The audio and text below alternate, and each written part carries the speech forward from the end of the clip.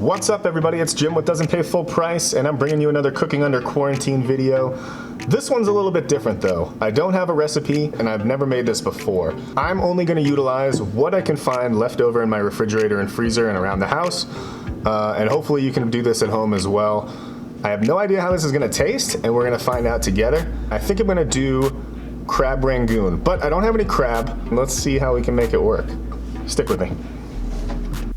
Alright, so this is what I found in the fridge. I've got some ginger, garlic, cream cheese, doesn't have to be whipped cream cheese, a little bit of chili garlic sauce, and then our gyoza wrappers, and some pre-cooked frozen shrimp.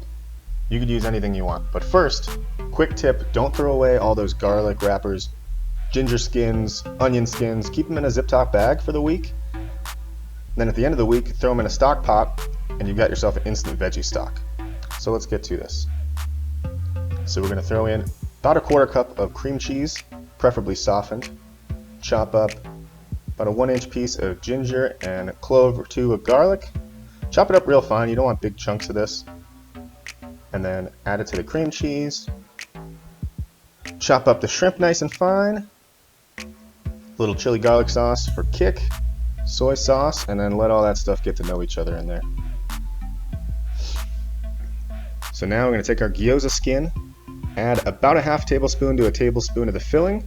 Just wet one side with your fingers, just to give it some tackiness, and then you're going to fold it over, pinch right at the top, and then squeeze around the filling. Make sure there's no big air pockets in there, and then we're going to crimp. So you just fold it over once, twice, and 3 times, and then just pinch those crimps really lightly, and there you go.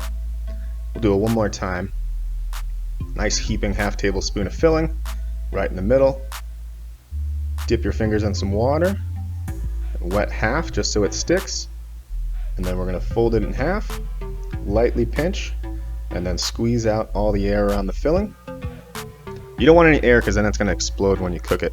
And then just fold it over to seal it shut. 1, 2, 3, and we'll do 4 on this one. There it is. Just repeat with the remainder of your filling, and then you can either cook them right away or throw them in the freezer on a sheet tray. Once they're frozen, add them to a Ziploc bag and you are good to go. I also had a little bit of ground beef lying around, and since I have so many gyoza skins, I might as well make something else. So in a bowl goes a ground beef, some chopped ginger and garlic, and a little bit more soy sauce than before. Let that all get to know each other, and then just like before, we're going to fill our wontons the exact same way. Tablespoon of filling, wet one of the sides, fold it shut.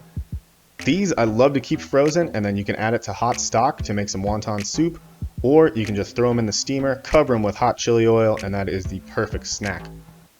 Alright, let's cook up some of these cream cheese wontons. So in a pan over medium-high heat, got about a 1/4 inch of oil, and I'm just going to lay just a few in at a time, making sure to always lay away from you. That way you don't splash yourself with screaming hot oil.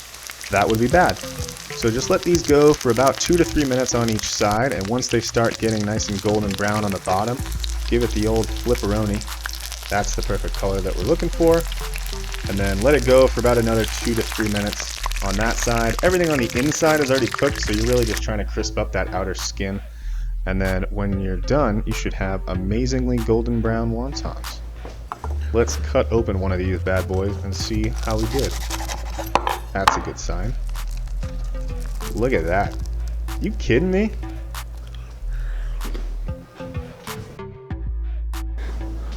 I'm gonna be honest with you, these things are amazing. I will definitely be making these again. It took less than 30 minutes and they're perfect right out of the fryer. You don't even need any dipping sauce. I will say that this recipe only made enough for about 11 wontons, so I would say double it, maybe even triple it, because there is like 100 wrappers in one of these packages.